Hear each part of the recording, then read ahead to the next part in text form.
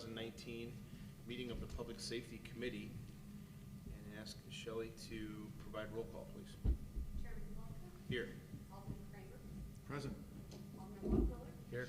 Alderwoman Sims. Here. I'm present. Thank you very much. Has everyone had a chance to look at the agenda for this evening? Are there any amendments or changes proposed to the agenda? Hearing none, the agenda will stand as submitted. Number 3, we do not have any announcements, proclamations, or recognitions. We have a city administrator's report. Number 4, the pedestrian signal on Strasser Drive between the YMCA and Memorial Park. Madam City Administrator. This item was brought up at the last committee meeting. It was. By Alderman Kramer. I believe his request was that we put this on the agenda for discussion.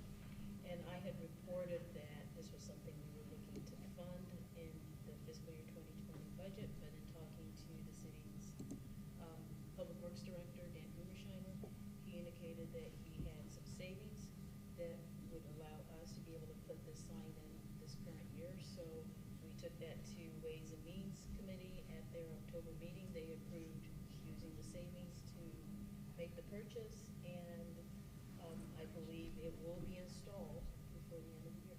Terrific. And do you know whether or not he was going to employ, so when we did the one on McKnight Road at Sonora, we employed the embedded light process, whereby when you push the button, lights that were LED lights that were around the diamond-shaped sign blinked. And there was another option, specifically a light bar. Instead of lighting the sign, it was a light bar that was fitted on the pole underneath the sign. And I didn't know if, do you happen to know if whether Dan was thinking about employing that one? He brought it to Public Works also, Yes, that's and true. it was a light bar. Okay, great. Terrific. So that'll provide us an opportunity to sort of compare and contrast what people think about the, because there was some, I know some complaint, anecdotal complaint by people who said that at certain times of the day, it was hard to see the embedded lights. They weren't necessarily bright enough, and that the bar was somehow brighter or more eye-catching, I guess. Yeah, exactly.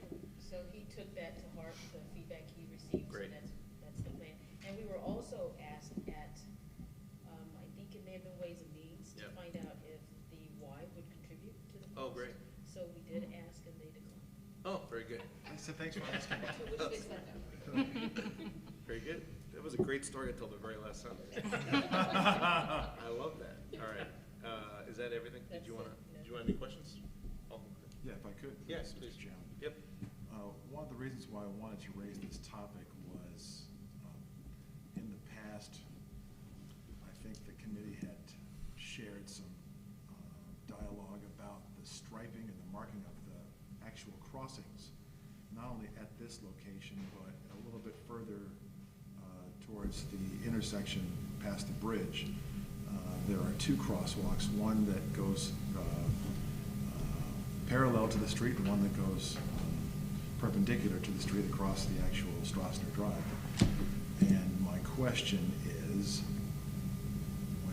when Director Dan went through this topic, did you recall him saying anything about restriping those areas and or signage or anything?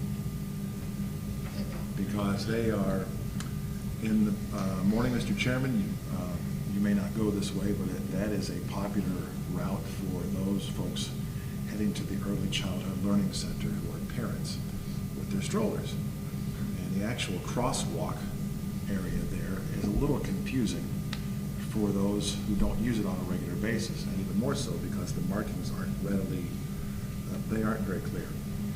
They could be better.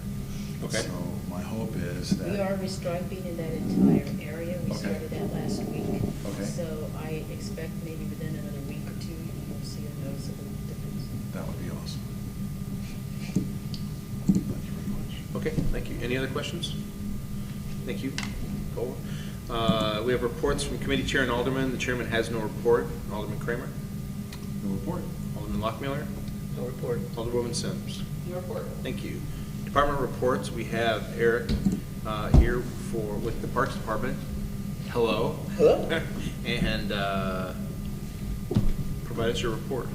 Yeah, so I brought a report to the Public Works Department in September, and I was just asked to bring the report here to Public Safety, which was an update about installing a fence by the Top Playground Memorial Park. Staff reviewed it, and there's an area to install the fence in the front of the pathway. Again, I wish I could have brought overhead, but basically, if you're around Memorial Park, the trail kind of veers way off as it goes toward the inline rink, the asphalt path, and the idea is to kind of run the fence in front of that pathway, so that if anyone's, the idea of kids running away won't get to that pathway.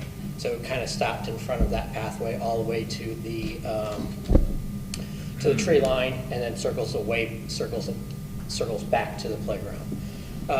And so that would require about 100 linear feet of fencing. So to get a commercial grade 16 gauge playground fencing, a couple quotes would be about $2,000. Installation would be either $4,000 for labor if we contract it out. We could do it ourselves, but we'd have to get a specialized piece of equipment with an auger attachment to rent, that we need to rent to dig the holes and set the fence poles. And what we discussed at Public Works is, while we feel it is an important project, we did have some other priority projects above this for this year. The fence at Broughton Park is kind of deteriorating and falling apart, and again, that's another busy area. Some different benches and picnic tables have become in place that we've been needing to replace in the FY19 budget. And so that was kind of the conversation we had at Public Works. Alderman Lockmiller talked a little bit more, but I believe at Public Works, the conversation was to kind of stick with this year's budget and then try to get this into next year's budget, or if we have savings this year, to move it up and bump it up into this year if we can. That was obviously before Brentwood days, and we demolished Brentwood Park in Brentwood days, so we've been sticking a lot of funds trying to get Brentwood Park reestablished, which might kind of push back a few other things this year even. So obviously it is something we want to do, just trying just to prioritize it with all the things we need to get done. And right now, Brentwood Park has become a priority. So given the expense associated with the weather and Brentwood days, it's unlikely, if not impossible, to expect that this is something we can accomplish this year. So it'd be difficult unless directed. I mean, obviously, if it's directed that this has become the priority, that's obviously what we'll do. That's not what the direction was at Public Works. Even with the additional expenses associated with Brentwood days, and just looking at your budget as it comes through in 2019, do you anticipate having this on as an item in 2020? I would think so. I mean, I think that's something, we're not talking about a big expense. Sure, 6,000, I guess. Right, I mean, it's something I think we can fit in. It's just, like I said, we're coming to the end of the fiscal year at this point with, not wanting to go over our budget and trying to get everything done, so. Very good. Questions? Steve? Well, just to pile on what Eric had said, we took it up at Public Works, and there just wasn't, as far as getting it done this year, it didn't seem to be a priority among the members. And the fact that we're into the winter months, traffic's going to be down. If there was the money available, since it's been brought to our attention, we should address it, but otherwise it would be done the first of the year when the park gets used more. Okay. Thanks. Any other questions? Yes, Mr. Chair. Sure, go ahead. Appreciate you putting this on the agenda. The topic has been around for a while. I think I had first brought this up to the Parks Director, Gruenfelder. I forgot what the event was that we had in the park there with there was the pony rides, and sometime maybe during the summer. And I understand there were some comments at the Public Works meeting, some folks who wondered if anything hasn't happened yet. Why are we even talking about this? One of the jobs that we are chosen to do by the folks who elected us is to watch out for things that they would not see or could not see, or perhaps try to be proactive. And when it comes to public safety, that's why I asked for it to come here. This particular playground is about 50 feet away from moving traffic, Mr. Chairman. And the reason why I brought it here is I have seen with my own eyes children who have strayed or run from that playground, which for whatever reason the toddler playground has been placed close to the traffic. That use of Strassner Road has not decreased, it has increased over time. I think we've been very lucky. I'm hopeful that we can find, now that we're talking about a couple $1,000s for equipment, maybe the staff ability to put that in.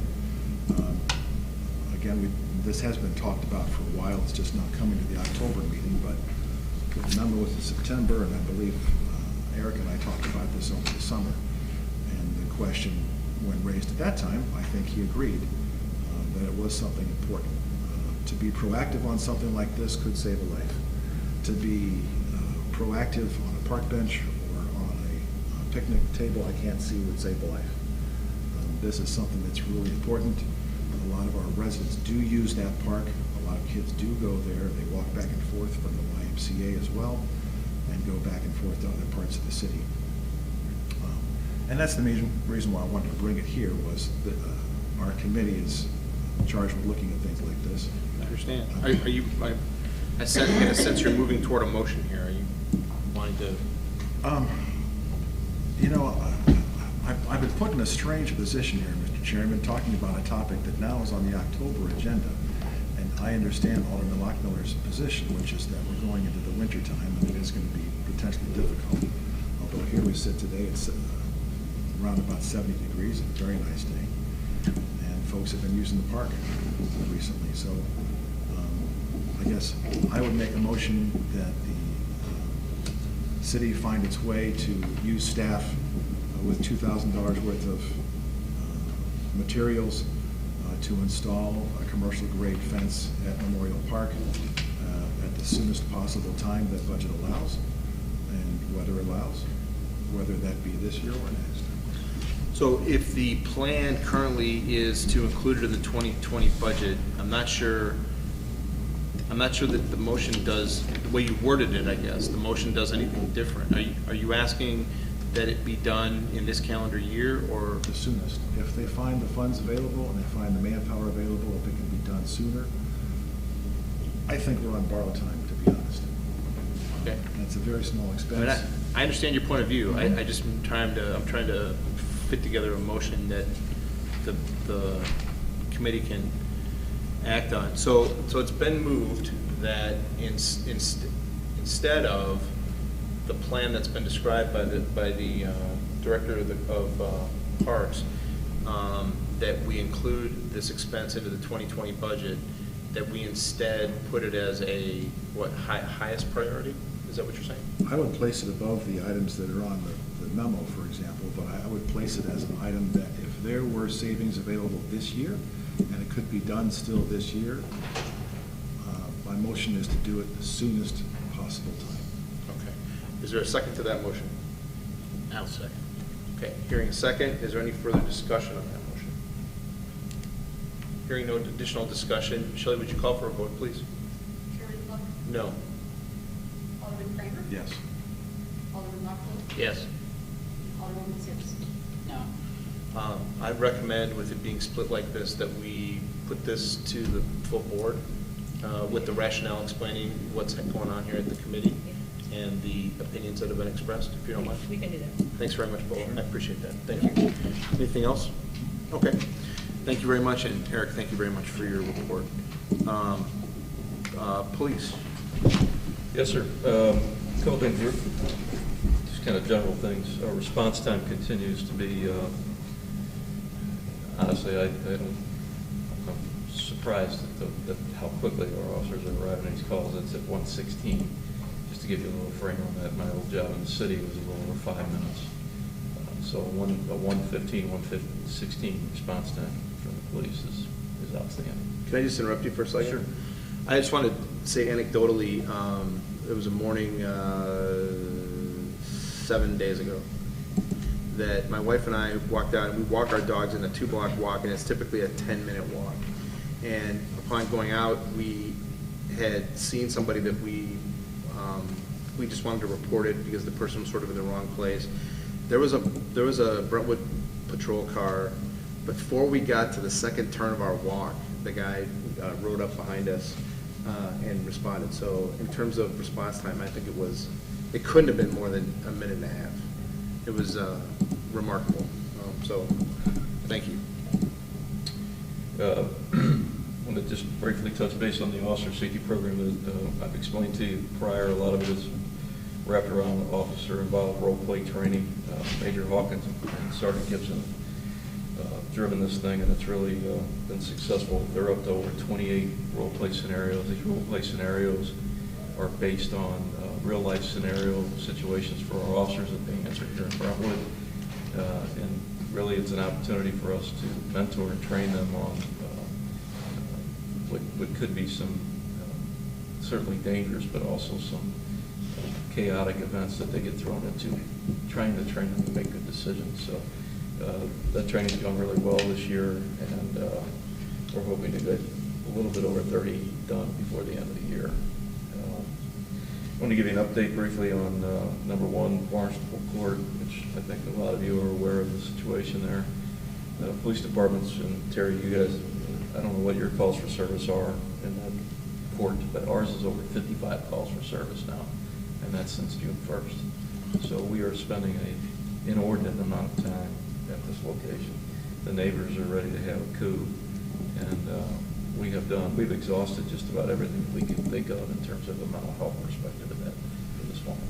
She's currently in custody, which is, where's she at, the county? She was released today. She got out today, okay. Yes. Well, she was in custody and was under psychiatric care in St. County, which sounds good, except it's expensive for us when we house people.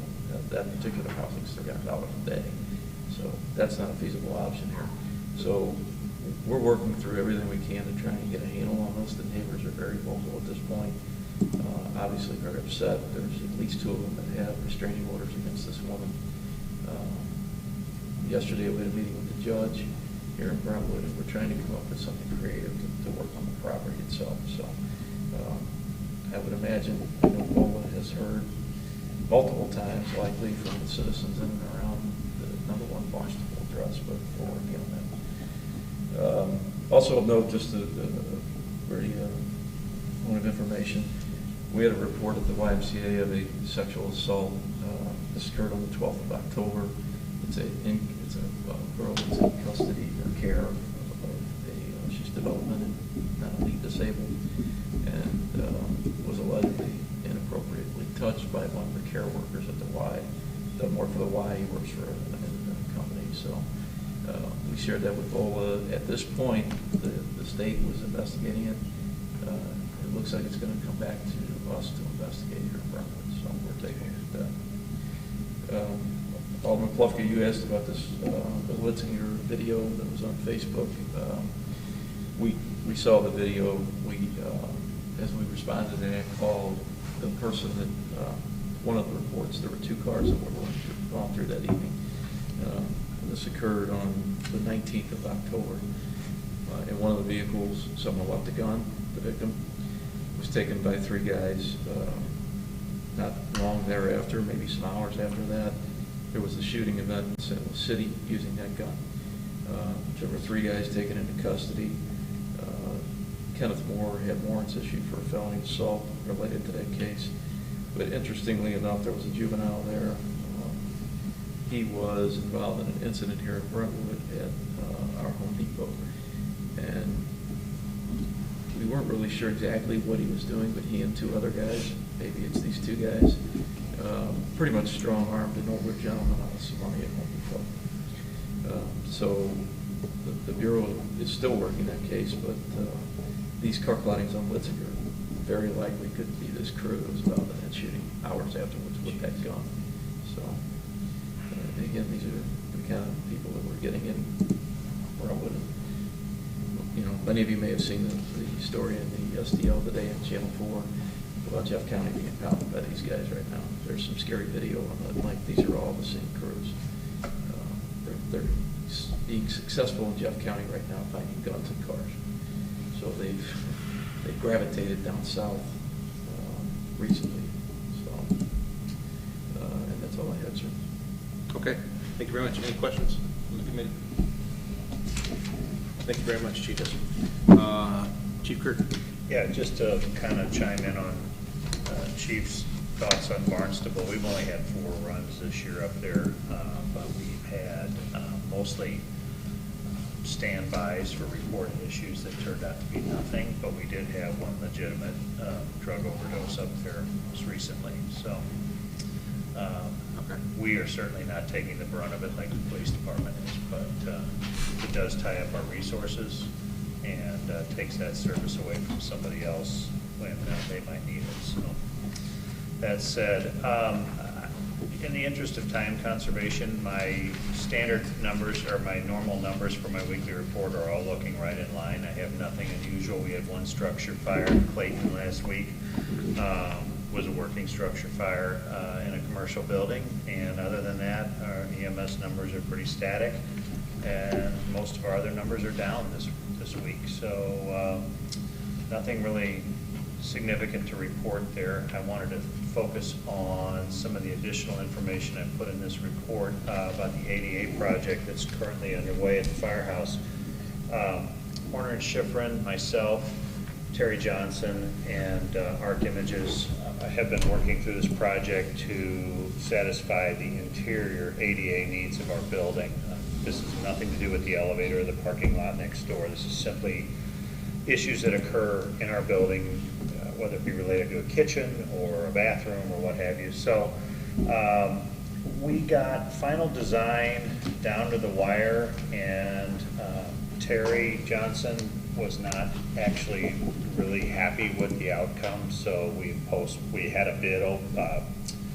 When we got these plans, the bid process had started, so it was decided at our last construction meeting to add a month to the bid opening time, so it's running from October 15th to November 12th, an extension. They're reworking. What's the reason for the unhappiness? They're reworking some plans on a bathroom on the 2nd floor that she thought would be a better solution, and Okay. I think she's really onto something. I think it will be. So I just wanted to let you know, there was a question that came out this morning about a meeting in November for this committee. I'm counting on that meeting for bid authorization to move to the board in December. So we should have bids to this committee on the 20th. Okay. If you're gonna have the meeting. Yeah, so just to give everybody up to speed, our normally scheduled meeting for this committee would be the day before Thanksgiving. I don't really want to do that, and I don't know if anybody else does. I'm certain staff has better things to do than be here on the day before Thanksgiving. So I thought we could move it up to the 20th, so that's the same day, though. Is that going to work? It's Wednesday, the 20th should be fine, unless something comes up between now and then. Okay. But I'd like to try to get that approved by this committee on that date, so we can run it through the board Right. process The timing in wise. December. Right. Now, it should Okay. also be noted that this is gonna postpone construction. We're not gonna get a hammer on the wall at all in 2019. So we will take money that is saved from construction costs and roll that into our 2020 allocation that was made for this same project. If you all recall, it was being done over a 2 budget year process.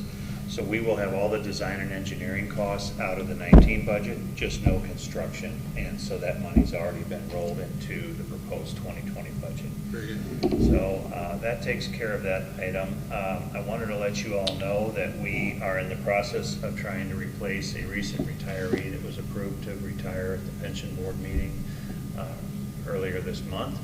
And that's in the process of happening right now. And then we had a surprise yesterday. There is a urban search and rescue and hazardous materials drill that's going to be conducted in the city of Brentwood next week, Monday, Wednesday, and Friday.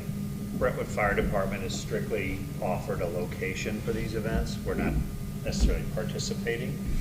This is more of a St. Louis County drill for the hazardous materials and urban search and rescue teams. The information I was given yesterday was that there would be a bus placed in this scenario like Friday, this coming Friday. It happened yesterday, and the media release was going out last night. And so you can see what happened, and there was some question about why, it wasn't out there in I apologize for that. That was out of my control, but I worked with Janet and got that out. She got it out last night. So hopefully we stopped some concerns on that. I don't know, Bola, have you heard anything more on that? Yeah, okay, good. I heard from. Yeah, I knew that, and I But there was a new apologize. bus stop or something. Yeah, so that's gonna happen Monday, Wednesday, and Friday next week. There's a morning session and an afternoon session each week, or each day. And there is a media day and viewing day on Wednesday. I believe it's from 11 to 1.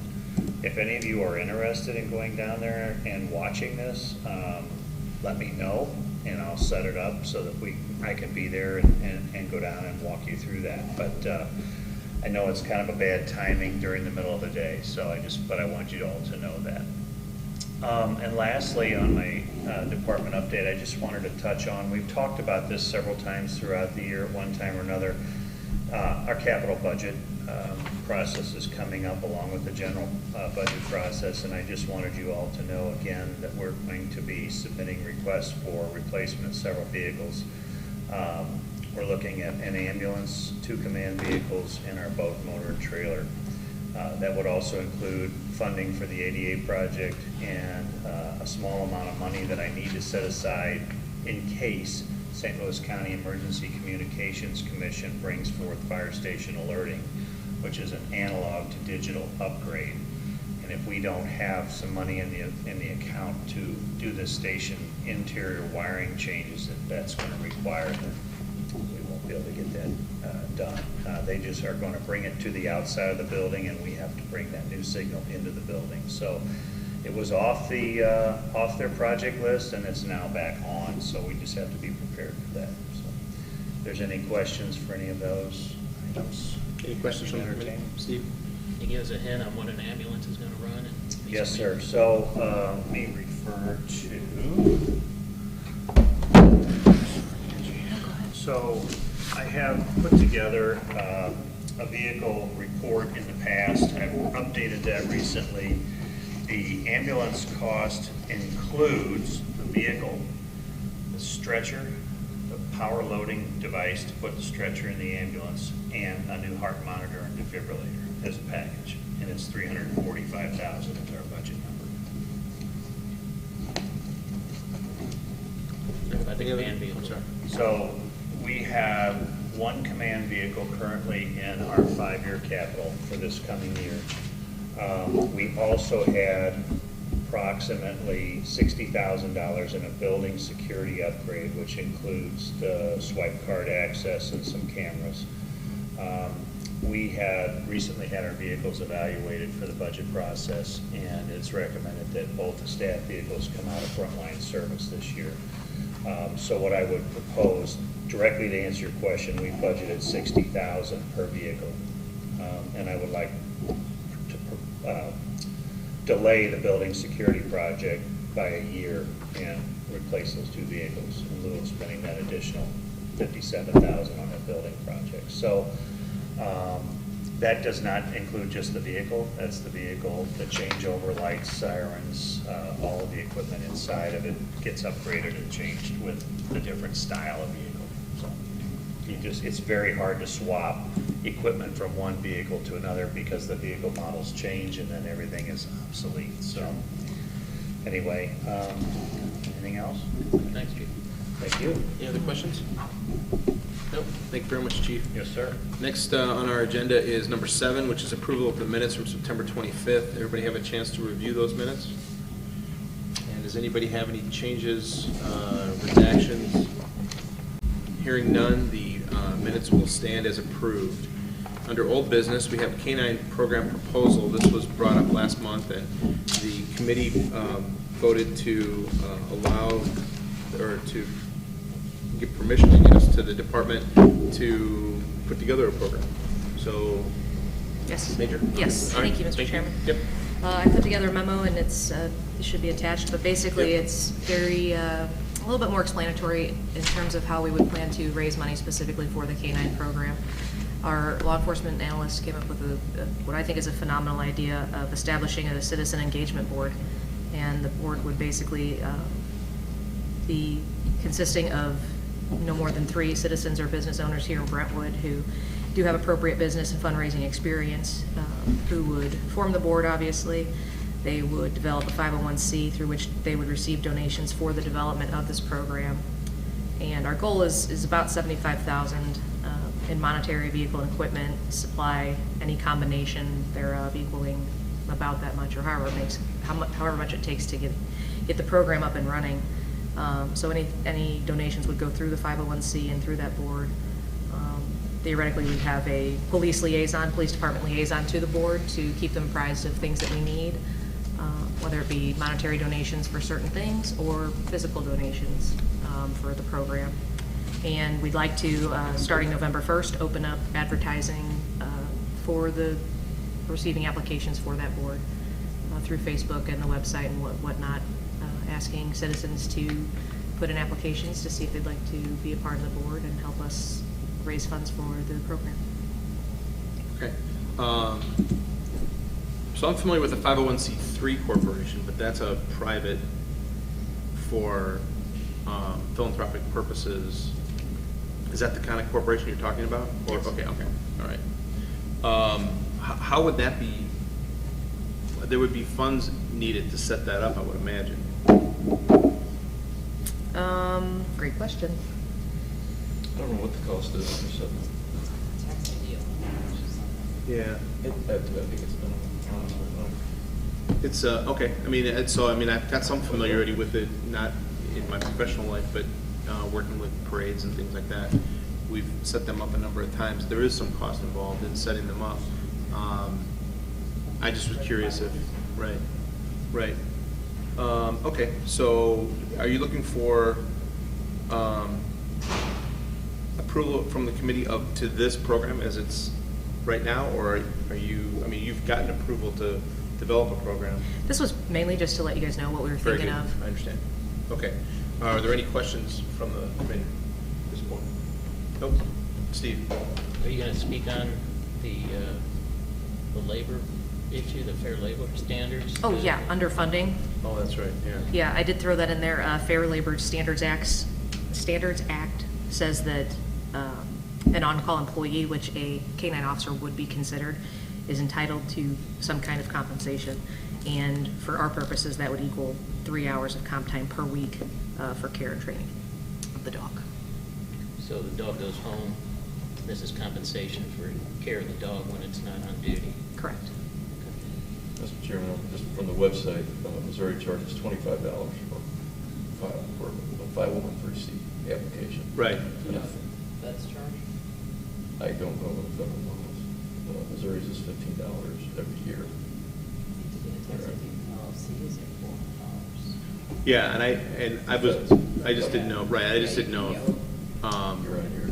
who was gonna actually put pen to paper and actually put these together, and then if you had somebody who was gonna do it, pro bono or whatever, I just didn't, that's what I was asking. It would probably come after we had our committee Okay, set up. okay. Okay, any other questions? Thank you very much. Thank you.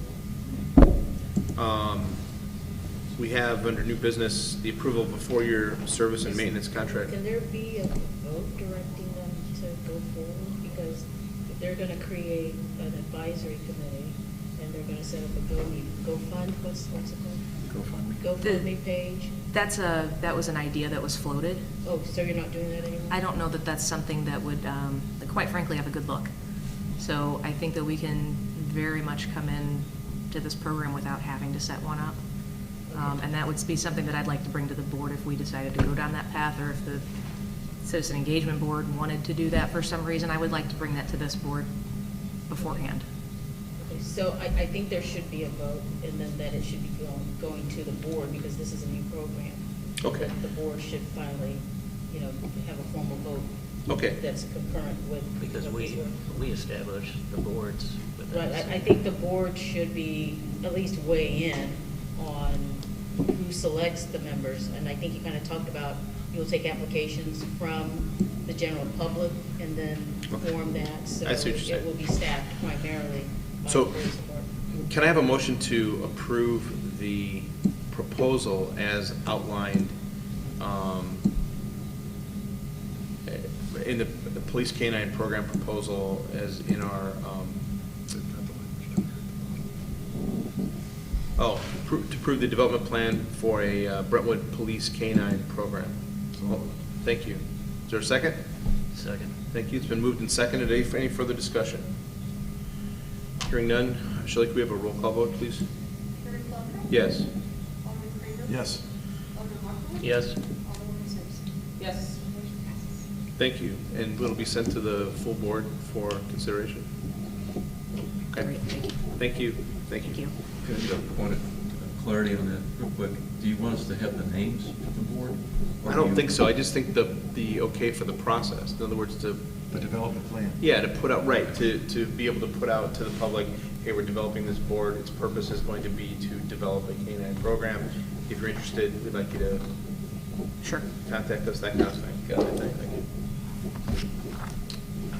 All right, the next is the approval of a 4-year service and maintenance contract with Stryker Physio Control. Chief Kurt. Yes, sir. So this is a current ongoing program that we have. You may or may not recall, every few years we do this. All of our equipment for monitoring, defibrillating, and automatic AEDs, let's use that name, that are scattered throughout the city in different department buildings, we maintain and get them serviced every year and take care of any repairs. We contract with Physio Control. We have done this in the past. Physio Control's name has changed to Stryker. They've been purchased, but I put everything in there with both names so you would not be questioning what Stryker was, but that's the way it's heading. Anyway, the contract's expiring at the end of this year, and I'm asking for your approval to renew the contract with them, although I cannot get another 3-year contract. Their minimum contract is a 4, and I've inquired about our standard 3 and 2 contracts, and the best they can offer me is a 4-year contract. This number is a little bit lower than in years past by about $2,500, but we have 2 AEDs that are expiring with their lifespan this year. That we're going to try to purchase one out of our 19 budget, and then one in our 20 budget. So those come with warranties that will take care of their maintenance and service. That's why our contract cost is a little bit lower. We'll also be getting a new monitor and defibrillator with the new ambulance in the event that that is approved. So that also comes with its own warranty. So our numbers are a little bit lower on this contract cost than we might see otherwise. But we're locked into that for 4 years. It's roughly $5,600 a year, down from $8,200 a year, plus or minus. And unless you have any questions, that's the long and the short of it. Any questions?